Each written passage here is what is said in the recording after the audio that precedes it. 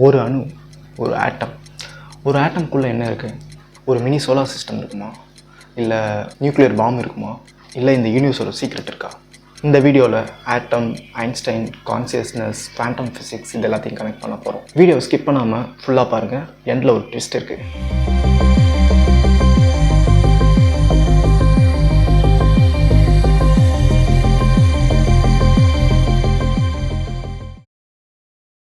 இந்த யூனிவர்ஸ் ரொம்ப பெருசுன்னு நமக்கு தோணும். ஆனால் ஒரு ஆட்டம் ரொம்ப சின்னதுன்னு நமக்கு தோணும். ஆனால் இது ரெண்டும் ஒன்றா இருக்கிறதுக்கான சான்சஸ் இருக்கா? ஏன்னா சிமிலராக ஒரு சோலார் சிஸ்டமில் சன்னை எர்த்து சுற்றுற மாதிரி ஒரு நியூக்ளியஸ் வந்துட்டு எலக்ட்ரான் சுற்றுது. ரெண்டும் ஒரே சிமிலராக இருக்குமா? ஸோ இந்த வீடியோவில் நம்ம ஆட்டம்ஸோட இன்ட்ரெஸ்டிங்கான ஃபேக்ட்ஸ், ஆல்பர்ட் ஐன்ஸ்டைனோட தியரி, கான்சியஸ்னஸ் பற்றின ஒரு மித், யூனிவர்ஸோட ஹிடன் ட்ரூத் இது எல்லாத்தையும் பற்றி பார்க்க போகிறோம். இப்போது உங்கள் கண்ணு முன்னாடி ஒரு ஆட்டம் நீங்கள் வச்சுருக்கதா கற்பனை பண்ணிக்கோங்க. அந்த ஆட்டம் இப்போ நம்ம ஓப்பன் பண்ணலாம். அது உள்ள என்ன இருக்குன்னா, ஒரு கிங் அண்ட் குவீன் மாதிரி ஒரு புரோட்டானும் நியூட்ரான்ஸும் ஒரு நியூக்ளியஸ்குள்ளே அழகாக இருக்குது. நியூக்ளியஸ்க்கு வெளியில் எலக்ட்ரான்ஸ் அதை சுற்றி வேகமாக லைட்னிங் ஸ்பீடில் வந்துட்டுருக்கு. இப்போது எலக்ட்ரான்ஸை ஸ்கிப் பண்ணிவிட்டு நம்ம நியூக்ளியஸை ஓப்பன் பண்ணி பார்க்கலாம். தம்பி யாரா அது? யாரை கூட்ட மாதிரி? நான் தான் சாம்பி. சார் நீங்களா? சொல்லுங்கள் சார். ஆத்தா ஓப்பன் பண்ணாதா? ஓப்பன் பண்ணக்கூடாதா? ஏன்? E equal to mc square. E is equal to mc square. E is equal to mc square அப்படின்னா அதெல்லாம் எனக்கு தெரியாது. நான் இந்த நியூக்ளியஸ் ஓப்பன் பண்ணி தான் பார்ப்பேன்.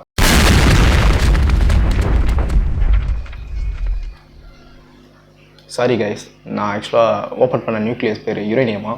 இதை தான் பாம்புக்கெலாம் யூஸ் பண்ணுவாங்களா? வீட்டில் இதெல்லாம் ட்ரை பண்ணாதீங்க. ஆக்சுவலாக ஐன்ஸ்டைன் சொன்னது என்னென்னா, மாஸை எனர்ஜியாக கன்வெர்ட் பண்ண முடியும். அதாவது ஆட்டம்குள்ளே இருக்கிற கொஞ்சோண்டு மாஸ் வெளியில் வந்தால் கூட அது மிகப்பெரிய எனர்ஜியாக மாறும், எனர்ஜியாக ரிலீஸ் ஆகும், அது பெரிய வெடிப்பை ஏற்படுத்தும் அப்படிங்கிறது தான்.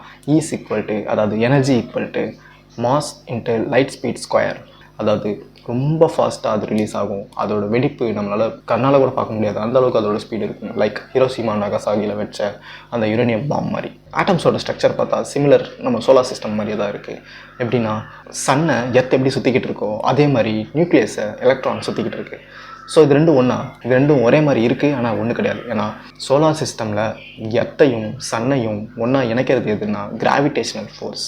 ஆனால் ஆட்டம்குள்ளே இருக்கிற ப்ரோட்டான்ஸ், நியூட்ரான்ஸ் இருக்கிற அந்த நியூக்ளியஸையும் எலக்ட்ரான்ஸையும் இணைக்கிறது எதுனா எலக்ட்ரோ மேக்னெட்டிக் ஃபோர்ஸ். இந்த ரெண்டு ஃபோர்ஸும் டிஃப்ரெண்ட்டாக இருக்கிறதுனால தான் ரெண்டும் ஒன்று கிடையாது. அதை விட முக்கியமான விஷயம், ஆட்டம்குள்ளே இருக்கிறதெல்லாம் குவாண்டம் ஃபிசிக்ஸ், ஆட்டம்க்கு வெளியில் இருக்கிறதெல்லாம் ஆக்சுவல் ஃபிசிக்ஸ். இப்போது மெயின் கொஸ்டினுக்கு வருவோம்.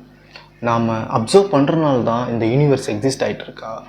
நாம் தான் நம்ம கான்சியஸ்னஸ்னால் இந்த ரியாலிட்டியை க்ரியேட் பண்ணிக்கிட்டு இருக்கோமா?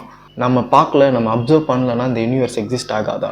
இதை ரொம்ப நாளாக நம்ம தப்பாக புரிஞ்சுக்கிட்டு இருக்கதா சொல்லி நிறைய பேர் சொல்கிறாங்க. ஃபிசிசிஸ்ட் ஒரு ஃபேமஸ் எக்ஸ்பெரிமெண்ட் ஒன்று பண்ணி பார்க்குறாங்க. அந்த எக்ஸ்பெரிமெண்ட்டோட பேர் டபுள் ஸ்லிட் எக்ஸ்பெரிமெண்ட். இந்த டபுள் ஸ்லிட் எக்ஸ்பெரிமெண்ட்டுங்கிறது என்னென்னா, ஒரு எலக்ட்ரான் டபுள் ஸ்லிட் வழியாக பாஸ் பண்ணி போகும்போது அதோட பிஹேவியரை வாட்ச் பண்ணுறது. அந்த எக்ஸ்பெரிமெண்ட்டில் தான் என்ன கண்டுபிடிச்சாங்கன்னா, எலக்ட்ரான்ஸ் ஒரே டைமில் பார்ட்டிக்கலாகவும் வேவாகவும் பிஹேவ் பண்ணுன்னு சொல்லி. அதை எப்படி கண்டுபிடிச்சாங்க அப்படின்னா, ஒரு மெஷர்மெண்ட் டூல் வச்சு எலக்ட்ரான்ஸை அப்சர்வ் பண்ணும்போது அதோட பிஹேவியர் பார்ட்டிக்கலாக இருக்குது.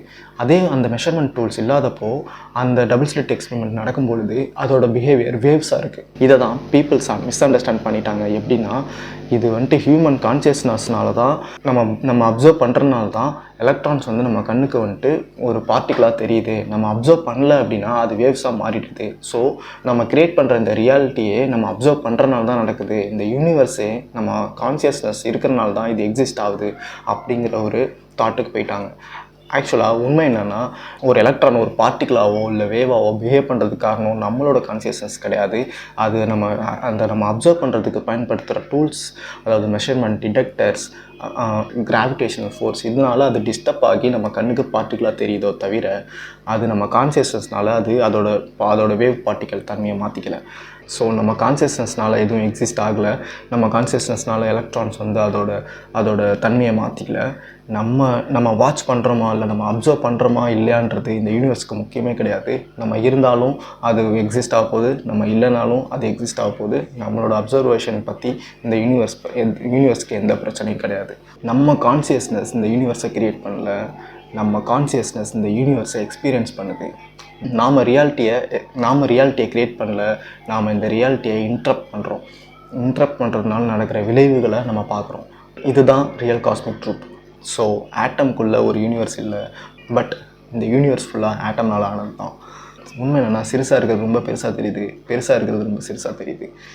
இதுதான் யூனிவர்ஸோட மேஜிக். வீடியோ பிடிச்சிருந்தால் லைக் பண்ணுங்கள், ஷேர் பண்ணுங்கள், கமெண்ட் பண்ணுங்கள். நெக்ஸ்ட் வீடியோவில் இதே மாதிரி இன்ட்ரெஸ்டிங்கான டாப்பிக்கோடு வரேன்.